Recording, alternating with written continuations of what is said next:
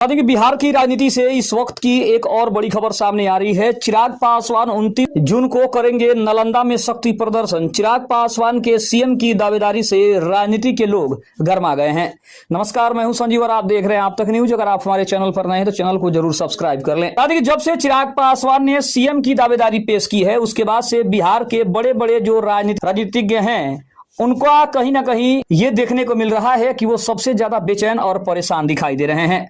चिराग पासवान को लोजपा रामविलास ने बिहार का भावी मुख्यमंत्री घोषित कर दिया है और पार्टी सभी 243 सीटों पर चुनाव लड़ने और नालंदा में शक्ति प्रदर्शन करने का फैसले से बिहार में बौखलाहट मची है। इस फैसले से एनडीए में भी खलबली मची हुई है। शक्ति पार्टी रामविलास की शुक्रवार को ही कार्यकारिणी की बैठक में कई धमाकेदार फैसले पारित किए गए हैं। सबसे बड़ा फैसला लोजपा रामविलास के अध्यक्ष चिराग पासवान को बिहार का अगला मुख्यमंत्री घोषित करना रहा है। इसके अलावा यह भी फैसला लिया गया कि लोजपा रामविलास की पार्टी बिहार की सभी 243 सीटों पर चुनाव की तैयारी करेगी।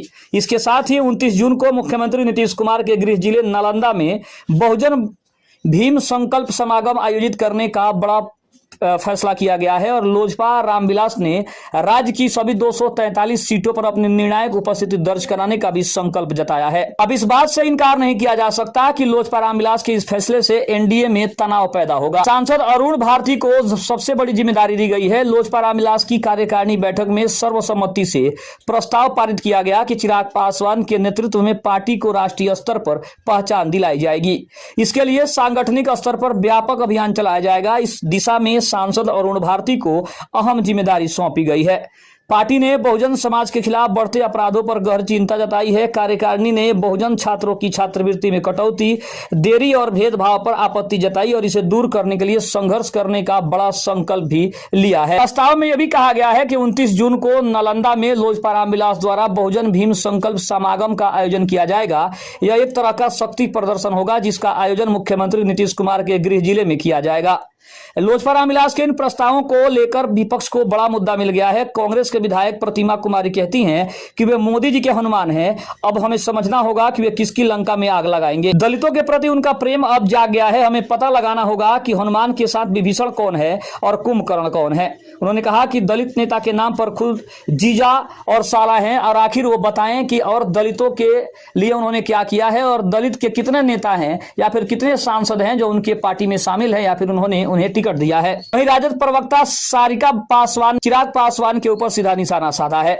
राजद प्रवक्ता सारिका पासवान ने कहा है कि जब दलित बहन बेटियों के साथ गलत होता है तो चिराग पासवान कहां होते हैं। जब वह टिकट बांटते हैं तो उन्हें दलित याद नहीं आते और जीजा साला आपस में टिकट बांट लेते हैं। जब चुनाव आता है तो उन्हें दलित याद आते हैं। वह 243 सीटों की तैयारी कर रहे हैं। वह गठबंधन में है भी या नहीं, यह बात पहले साफ हो जानी चाहिए। पासवान समाज उसकी असलियत जान चुका है। उनकी पार्टी का झंडा उठाने वालों को टिकट नहीं मिल रहा है। उन्होंने ये भी कहा कि एनडीए में सब कुछ ठीक ठाक नहीं चल रहा है। इसके अलावा अगर बात करें तो जदयू के प्रवक्ता हिमराज राम ने भी कहा है कि कौन कहा और किसके मन से बोलता है यह तो वही जाने, लेकिन सुशासन की सरकार में दलित आज राहत महसूस कर रहे हैं। नीतीश कुमार जी डॉक्टर अंबेडकर की सोच के आधार पर कार्य योजना बनाते हैं और उसे लागू करते हैं। नीतीश कुमार के नेतृत्व में चुनाव लड़ेंगे। नवल यादव ने भी बड़ी बात कही है। बीजेपी एमएलसी नवल यादव ने कहा है कि चिराग पासवान दलितों के नेता है। अगर वे दलितों को एकजुट करना चाहते हैं तो इसमें कोई नई बात नहीं है। नालंदा हो, पटना हो, सासाराम हो, कहीं भी कहा गया है कि हम 243 सीटों पर चुनाव की तैयारी करेंगे। नीतीश कुमार के नेतृत्व में चुनाव लड़ा जाएगा। जो भी घटक दल हैं वे नीतीश कुमार के नेतृत्व में ही चुनाव लड़ेंगे और उनके नीचे ही काम करेंगे। अब चिराग पासवान की पार्टी भी सफाई देने के लिए सामने आ गई है। पार्टी के प्रदेश अध्यक्ष राजू तिवारी कहते हैं कि हम एनडीए में हैं और साथ मिलकर चुनाव लड़ेंगे। राजू तिवारी ने यह भी कहा है कि मेरी निजी राय है कि चिराग पासवान को सीएम बनाना चाहिए। लेकिन अगर हम बात करें तो चिराग पासवान की बात यहीं तक नहीं रुकती है। उनके पार्टी के भी कई जो वक्ता हैं या फिर अगर बात करें तो कई ऐसे लोग हैं जो पहले भी चिराग पासवान के ऊपर बड़ा आरोप लगा चुके हैं कि हम लोग सिर्फ झंडा ढोने के लिए हैं, लेकिन जब चुनाव नजदीक आता है और टिकट बांटने की बारी आती है तो चिराग पासवान अपने कार्यकर्ताओं की नहीं सुनते, बल्कि ये उनकी सुनते हैं जो इनके ना कभी आगे होते हैं ना कभी पीछे होते हैं। लेकिन चिराग पासवान को हमेशा लगता है कि उनके जितने भी कार्यकर्ता हैं वो बेवकूफ हैं, क्योंकि हम सिर्फ झंडा ढोने के काम आते हैं और जब टिकट की बारी आती है तो उन्हें कोई दूसरा याद आता है जो कभी फ्रेम में रहता ही नहीं है। दूसरी तरफ अब राजद के भी लोग, महागठबंधन के भी कई नेता उनके ऊपर बड़े आरोप लगा रहे हैं कि चिराग पासवान को जब दलितों की याद तब आती है जब चुनाव नजदीक आता है, और जब चुनाव बीतने के बाद एक बार फिर से वो दलितों को भूल जाते हैं, दलितों के कामों को भूल जाते हैं। तो कहीं ना कहीं चिराग पासवान के ऊपर आरोप प्रत्यारोप का दौर जारी है, और ये बात चिराग पासवान अच्छे से जानते हैं कि उनके ऊपर ये जो आरोप लग रहे हैं इसमें कहीं कोई गलत नहीं है, क्योंकि इसके पहले लोकसभा चुनाव में भी उन्होंने टिकट ऐसे ऐसे लोगों को दे दिया जो कभी पार्टी के फ्रेम में थे ही नहीं, और ना ही पार्टी के तरफ से कभी उनके नामों की कभी चर्चा की गई थी। चाहे हम बात करें अरुण भारती की, चाहे हम बात करें राजेश वर्मा की, ये कुछ ऐसे चेहरे थे जो अचानक लोकसभा चुनाव में सामने आए और उन्हें टिकट मिला, और बीजेपी की कृपा से ये लोग सीट जीतने में कामयाब भी हो गए। लेकिन अब उन्हीं के पार्टी के कई नेता, कई कार्यकर्ता विरोध करने में लगे हैं। उनका कहना है कि चिराग पासवान के साथ काम करने का मतलब है कि आपको जीवन भर उनके पार्टी का झंडा ढोना पड़ेगा, बाकी जब चुनाव का समय आएगा तो आपको भुला दिया जाएगा, आपको याद नहीं किया जाएगा। दूसरी तरफ तेजस्वी यादव ने भी कहा है कि अगर पार्टी के अंदर सब कुछ सही चल रहा है तो फिर चिराग पासवान बार बार 243 सीटों पर चुनाव लड़ने की बात क्यों कर रहे हैं।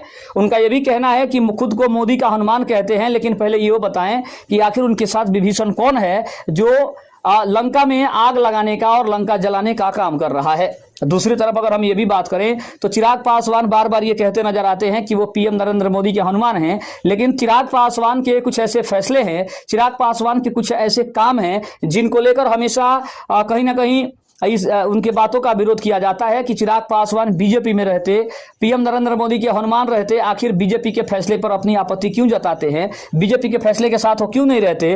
बीजेपी के स्टेटमेंट जब जैसे आता है वैसे चिराग पासवान का भी स्टेटमेंट आता है, और स्टेटमेंट में ये साफ दिखता है कि बीजेपी के कई फैसलों पर उनका विरोध सामने आता रहता है। दूसरी तरफ अगर हम बात करें तो चिराग पासवान, तेजस्वी यादव हों या फिर प्रशांत किशोर हों, ये कुछ ऐसे कद्दावर नेता हैं जो आजकल बिहार की राजनीति में सबसे ज्यादा चमकते नजर आ रहे हैं। सीएम की बात करें तो चिराग पासवान ने जब से सीएम की दावेदारी पेश की है, या फिर उनके पार्टी के कार्यकर्ताओं ने यह कहा है कि वो सीएम की फेस के लिए सबसे उपयुक्त चेहरा है, उसके बाद से एनडीए हो या फिर महागठबंधन हो, सभी के दिलों में एक बात का डर तो जरूर बन गया है कि क्योंकि जिस तरह से चिराग पासवान ने लोकसभा चुनाव में अपने आप को साबित किया है, उसको देखते हुए कहा जा रहा है कि अब की बार के चुनाव में भी चिराग पासवान बड़ा फैक्टर साबित हो सकते हैं और बड़ा प्रभाव चुनाव में डाल सकते हैं, और उनके वजह से चुनाव के नतीजों में काफी बड़ा अंतर हो सकता है। लेकिन पार्टी के कार्यकर्ताओं को चिराग कैसे संभालेंगे, ये सबसे बड़ी चुनौती चिराग पासवान के लिए है। लेकिन महागठबंधन भी चिराग पासवान के एक एक कमियों को ढूंढने का काम कर रहा है और एक एक कमियों को लोगों के सामने, जनता के सामने उजागर करने का काम कर रहा है।